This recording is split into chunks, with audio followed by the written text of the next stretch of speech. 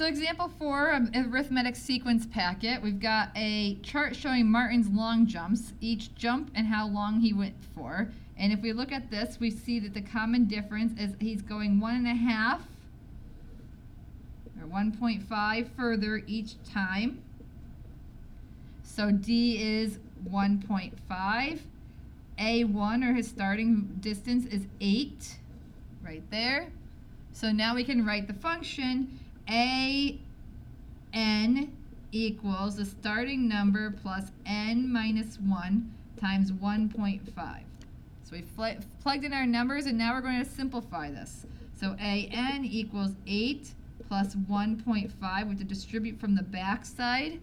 1.5n minus 1.5. If I combine my like terms, an equals 1.5n plus 6.5.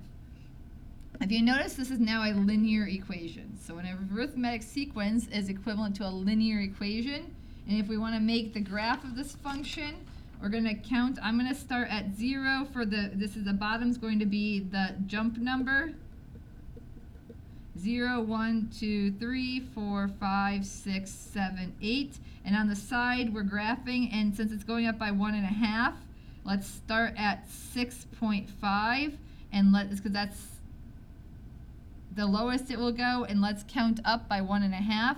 So then we have 6.5, we've got 8, and then we got 9.5, and then 11, and then 12.5, and then 14, and then 15.5, and let's plot our points. So we start at 6.5 from the equation, that's where we begin, and we go up 1.5 and over 1, and we have this linear function that models the jumps.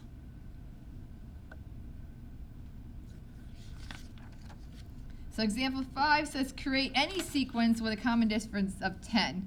Negative 10. So you can make up any number. You can start wherever you want. I'm going to start with 5. If I go down by down by 10 every time, my sequence would look like this, and it would continue on, which I use the dots to show it would continue onward.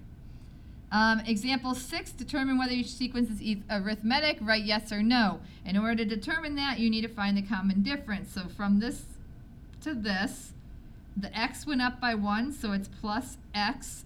And the 1 stayed the same, so the common difference there is 1x. Same thing happened here, so the common difference is 1x. So it says, is it a common difference? Yes. D equals 1x. If we want to continue the pattern for the next 3 numbers, we're going to add 1x to 4x plus 1. And we're going to get 5x plus 1, and then we're going to add 1x to that, and get 6x plus 1, and add 1x to that, 7x plus 1. So the next 3 numbers in the sequence are 5x plus 1, 6x plus 1, and 7x plus 1. The second one here, if we look at the common difference, going up from 2x to 4x is up 2x. 4 to 8 would be up 4x. So this is no, that is not a common difference. And that is the end.